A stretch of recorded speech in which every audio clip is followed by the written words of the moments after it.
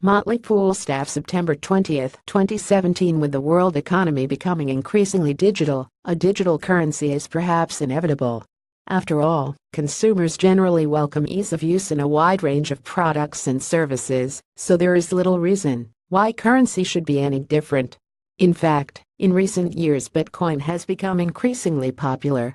The digital currency has risen sharply in value, and many individuals and even businesses are now becoming more interested in its use. Could this have a negative impact on share prices, or would the increased use of Bitcoin be a good thing for investors across the world? With the world economy becoming increasingly digital, a digital currency is perhaps inevitable. After all, consumers generally welcome ease of use in a wide range of products and services, so there is little reason why currency should be any different. In fact, in recent years Bitcoin has become increasingly popular. The digital currency has risen sharply in value, and many individuals and even businesses are now becoming more interested in its use. Could this have a negative impact on share prices, or would the increased use of Bitcoin be a good thing for investors across the world? A replacement currency. On the face of it, the use of Bitcoin instead of existing currencies may not seem like such a bad idea. If the world was to dump its present currencies in favor of a digital currency, it would end a range of costs associated with having different currencies across the globe. In theory, it would end transaction costs which companies and individuals have to pay when transferring one currency into another. These reduced costs could be passed on to customers in the form of lower prices, but more realistically it would probably mean higher profits for the companies involved.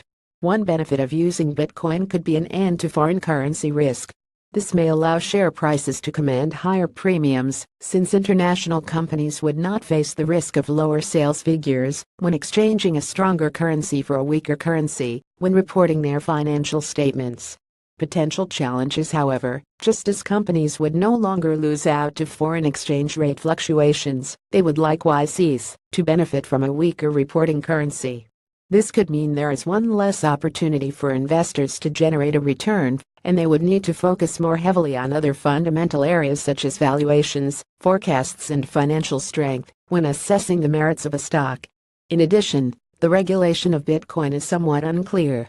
There is no formal regulator at the present time, and this means holders of the virtual currency have no redress should there be unforeseen problems in future. Clearly, if Bitcoin continues to increase in popularity and usage, then regulation seems increasingly likely.